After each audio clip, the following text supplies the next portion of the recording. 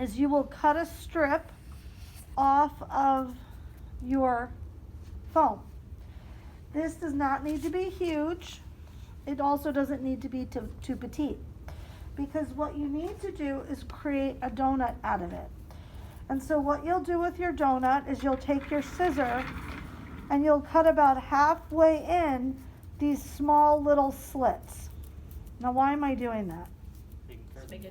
So I can create a curve, exactly. Okay?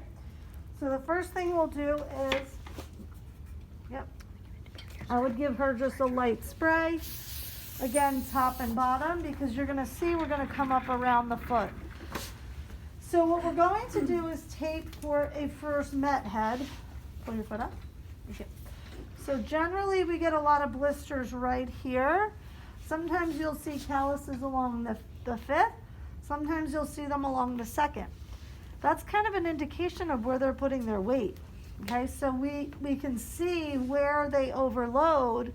That's also an indicator of, hey, maybe we need some orthotics or a better shoe or something like that, because of what we're seeing with the calluses. But generally we'll see blisters here. We'll see blisters here or a callus forming. Then you know there's a sign that there's friction and a blister can form there.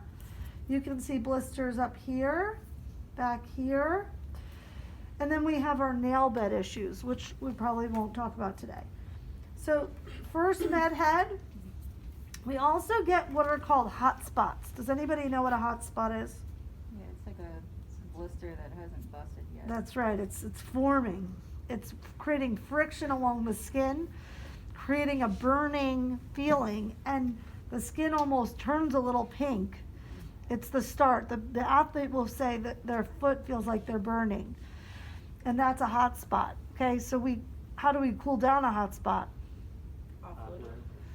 What's the easiest way to cool a hot spot?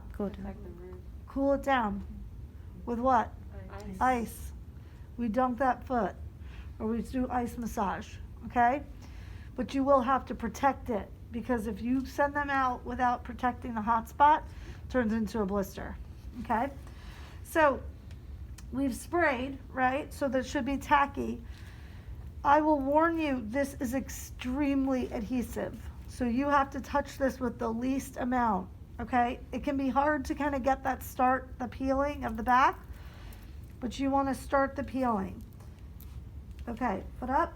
So our cut edges need to go on the outside. That's how we're going to create our circle, right? So we sort of imagine, okay, let's just say that's our hot spot and or an open blister or a closed blister. I'm going to kind of go around it, and I'm going to be like, are we still okay? That doesn't hurt.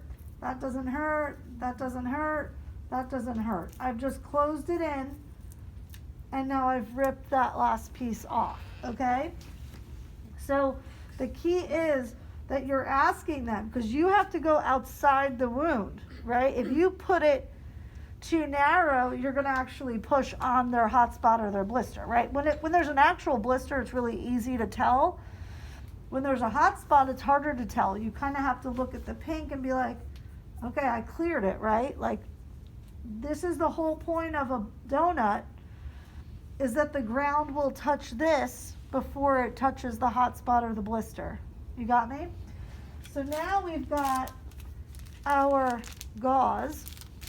And what I generally do is I keep it in its shell to cut it until I actually, there's a little funny piece, clean it. Okay?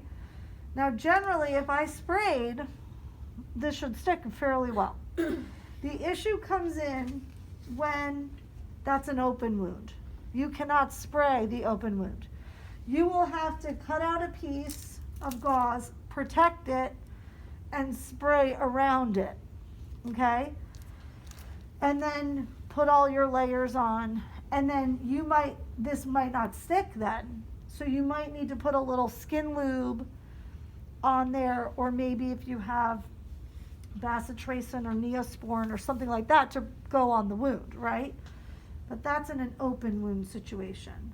So here we've got our padding, and I generally try to fit it. Now, some of my colleagues are artistic and they will get it exactly measured. Do what you want. If you want to fill it perfectly and make it a circle, I'm totally fine with that. We just kind of have to make sure we cover the hole. Okay? From there, I'm going to take my pre-cut strips of coverall stretch, and I'm going to go right over it. Now the key here, do you see how I bent that? We do not want to block toe motion. So now, because we're on, now I get to use the stretch factor. You see what I'm doing? Okay? You like mold it to them. So there's our first piece, but do you see how thin that is? So any athlete on a court or a field, they're gonna bust right through that. So we're gonna layer it with another piece of coverall.